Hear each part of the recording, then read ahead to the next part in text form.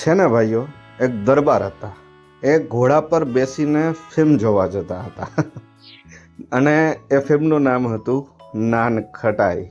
બસ આ ફિલ્મનું દિગ્દર્શક કર્યું છે પ્રીત ગોહેલ સાહેબે. અને તેમાં આપણને જોવા મળશે ઈશા કંસારા, મિત્રા ગઢવી, હિતેન કુમાર, તત્સત મુનશી, દીક્ષા જોશી, મયુર ચૌહાણ, તર્જની ભાડલા અને હા, આ સિવાય પણ ઘણા જાણીતા કલાકારો છે. હું બધાના નામ લઈશ તો મારો વિડીયો પણ ફિલ્મની જેમ લાંબો થઈ જશે.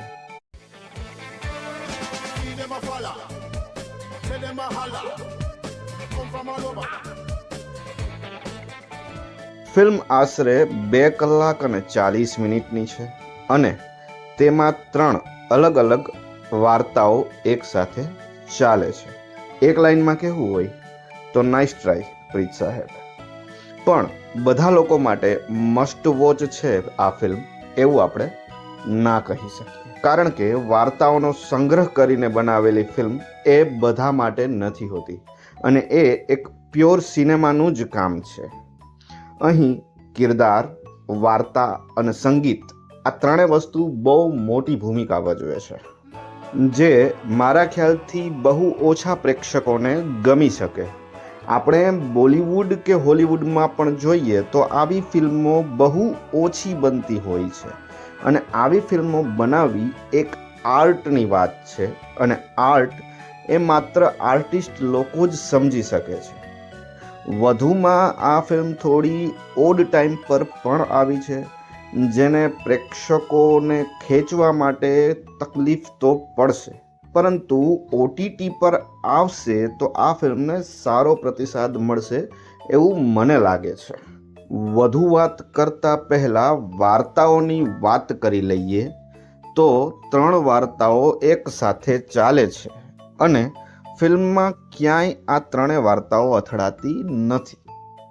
જેમાં મિસ્ટર એન્ડ મિસિસ ચુડાસમાની વાર્તા, મૈથિલી અને રામની વાર્તા તેમજ સૂર્યા, મહાદેવભાઈ, સરસ્વતીબેન અને ગૌરીની વાર્તાઓનો સમાવેશ થાય છે.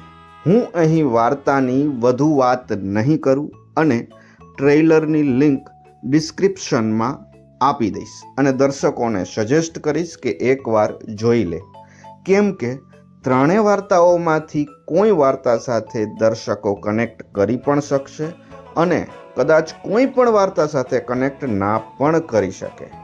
એ દર્શકોના ખુદના અનુભવો પર આધાર રાખે છે. મારા માટે તો રઘુવીરસિંહ અને સીતાબાની વાર્તા એક કનેક્ટ કરી શકે એવી હતી.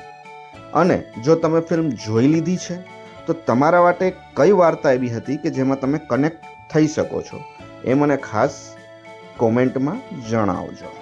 વધુમાં ફિલ્મ માટે કહીએ તો કલાકારોએ પૂરી મહેનત કરી છે પડદા પર પોતાના ઇમોશનને લાવવાની, પરંતુ મને પર્સનલી એવું લાગે છે કે ક્યાંક ચૂક રહી ગઈ છે.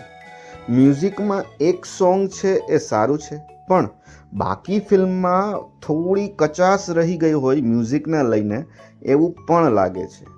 ફિલ્મ મને એટલી બધી ઇમોશનલ ટચ આપી શકી નહીં, એટલે મારા માટે આ ફિલ્મ એક ઠીકઠાકની કેટેગરીમાં આવશે.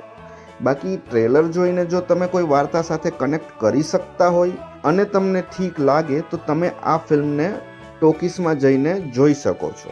પણ હું આ ફિલ્મને ફૂલ્લી રેકોમેન્ડેડ નહીં કહું અને બધા પ્રેક્ષકો માટે છે એવું પણ નહીં કહું.